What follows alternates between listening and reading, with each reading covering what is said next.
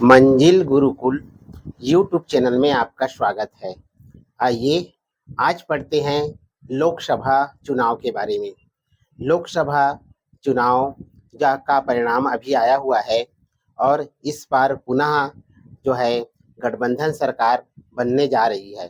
तो लोकसभा का इतिहास के बारे में आज इस वीडियो के माध्यम से जानकारी प्राप्त करते हैं। तो सबसे पहले संसद, ये शब्द है। संसद जो होता है वो राष्ट्रपति, राज्यसभा और लोकसभा, इन तीनों से मिलकर बना होता है।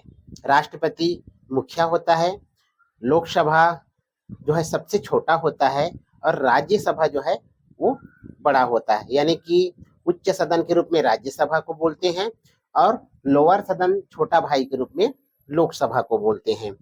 राज्यसभा जो होता है वो स्थायी होता है, उसका विघटन नहीं होता।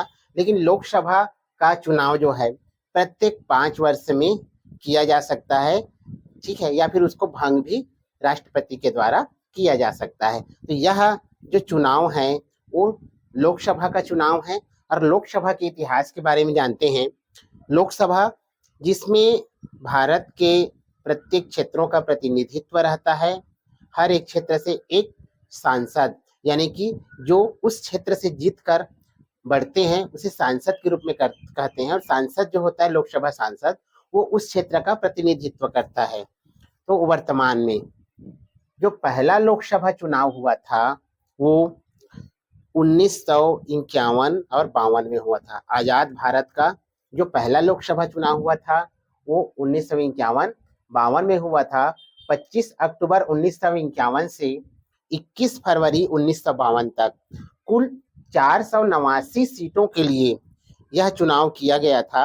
और इस चुनाव में जो है कांग्रेस को 364 सीट मिली थी और उन्होंने पूर्ण बहुमत के साथ जो है यह सरकार बनाई थी। इस चुनाव में 14 दल थे और 14 दल में से कांग्रेस को पूर्ण बहुमत मिली और प्रधानमंत्री के रूप में, देश के पहले प्रधानमंत्री के रूप में जो है पंडित जवाहरलाल नेहरू की नियुक्ति की गई। यानी पंडित जवाहरलाल नेहरू देश के पहले प्रधानमंत्री हुए।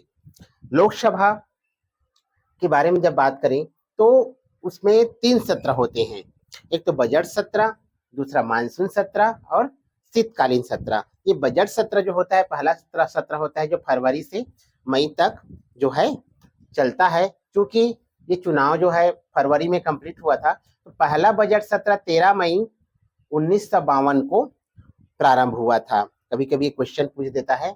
आइए अब आते हैं वर्तमान में जो है अब तक 18 लोकसभा चुनाव हो चुका है। अभी जो वर्तमान में हुआ है वो 18वां लोकसभा चुनाव है और उनके बारे में हम आप डिटेल जानने की कोशिश करते हैं। यह जो लोकसभा चुनाव 2024 हुआ, उसके मुख्य जो चुनाव आयुक्त है उसका नाम है राजीव कुमार और उसके साथ साथ जो अन्य चुनाव आयुक्त हैं वो है ज्ञानेश कुमार और डॉक्टर सुखबीर सिंह संधू। तो दो उनके चुनाव आयुक्त हैं। यह जो चुनाव है वो 19 अप्रैल से लेकर 1 जून 2024 तक चला और ये 7 चरणों में चुनाव को किया गया था और इनका जो परिणाम है वो 4 जून को आया।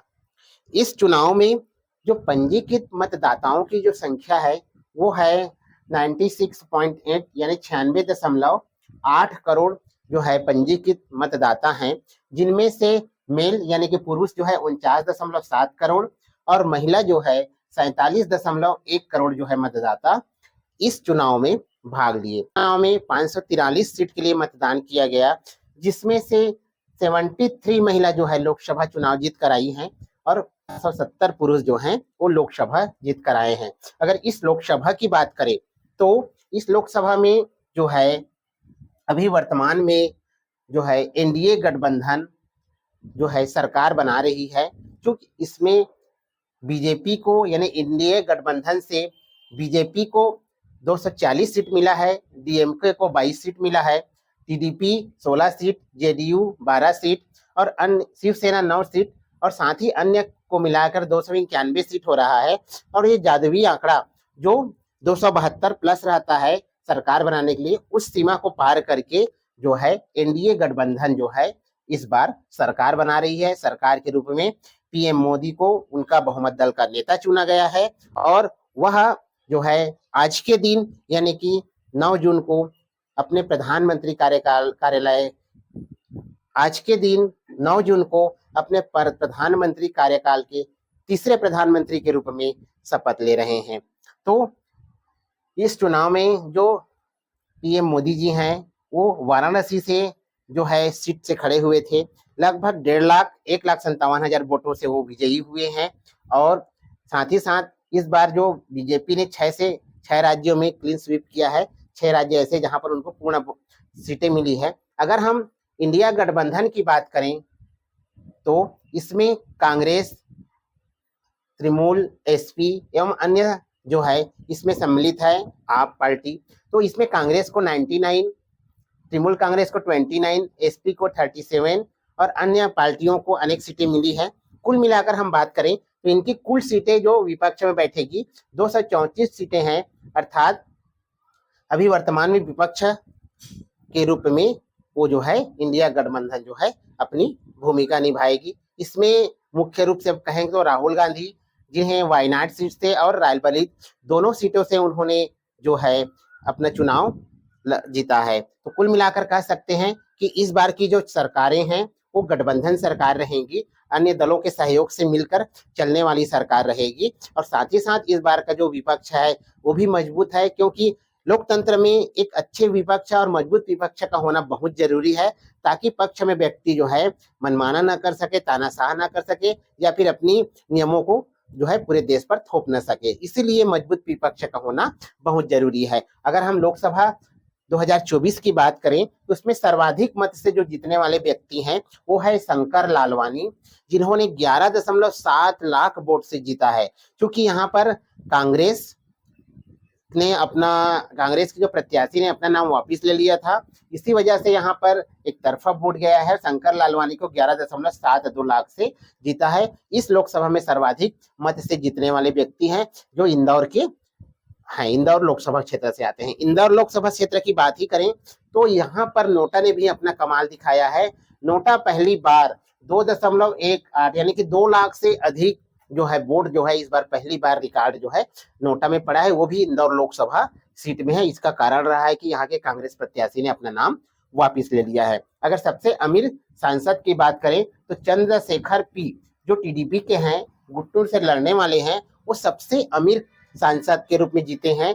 5705 यानी 5,705 करोड़ के मालिक है और अभी सुनने में आ रहा है कि इनको मंत्री पद के लिए भी ऑफर दिया गया है। अगर सबसे युवा सांसद की बात करें तो इनमें पुष्पेंद्र सरोज समाजवादी पार्टी जो कौशाम्बी से जीते हैं, दूसरा है सांभवी जो एलजेपी के समस्तीपुर बिहार से जीते हैं और तीसरा है प्रिया सरोज समाजवादी पार्टी जो मछली नगर उत्तर प्रदेश से जीते हैं। ये जो है सबसे युवा सांसद है, इनकी उम्र जो है 25 वर्ष है, यानी कि लोकसभा सांसद को लड़ने के लिए ही जो न्यूनतम आयु है वो 25 वर्ष है और इन तीनों की आयु जो है 25 वर्ष है। और इनमें अगर दिन में भी बात करें तो पुष्पेंद्र सरोज जो है सर्वाधिक युवा सांसद होंगे। अब आगे और बात करते हैं। अगर इसमें सबसे अनुभवी सांसद की हम बात करें इस 2024 में तो वीरेंद्र कुमार बीजेपी के हैं जो टीकमगढ़ एमपी से रहने वाले हैं, वो सबसे अनुभवी सांसद है और रिकॉर्ड है 8वीं बार जो सांसद बने हैं वो है कोडी कुन्नुल सुरेश जो कांग्रेस के हैं, जो मैवेलीकारा केरल के जीत कर आए हैं। तो इस प्रकार से इस लोकसभा चुनाव में बहुत ही अच्छा रिस्पांस पक्ष में भी आया है और विपक्ष में आया है। अगर देश को उन्नति की ओर ले जाना है, देश को सही रास्ते पे ले जाना है तो मजबूत पक्ष के साथ साथ मजबूत विपक्ष का होना भी जरूरी है। तो कैसा लगा दोस्तों, यह जरूर बताइएगा। मैंने इस वीडियो में 2024 के लोकसभा चुनाव के बारे में जो मुख्य बातें हैं उनको डालने का प्रयास किया है। इस वीडियो को अधिक से अधिक लोगों तक शेयर करें एवं मेरे YouTube चैनल मंजिल गुरुकुल को सब्सक्राइब करें।